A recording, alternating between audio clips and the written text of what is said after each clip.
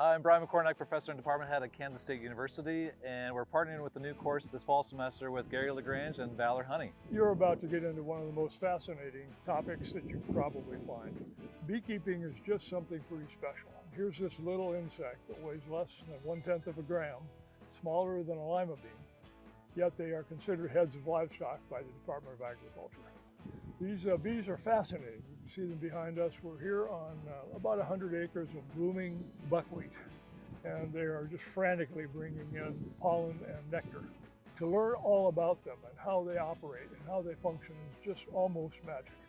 We're anxious to take you through this process so that you can learn about one of the most important pollinators in the world.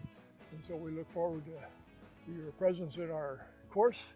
Look forward to training you about beekeeping, and in the end we'll make a beekeeper out of you that will be able to keep these creations alive and well and produce honey for you, and in the process you'll learn an awful lot about nature. Yeah, what Gary is not telling you is that he is an awesome instructor. I've had the pleasure in the last few weeks working with Gary, going on site like this buckwheat field here near Alma to try to bring you the best hands-on experiences that we possibly can.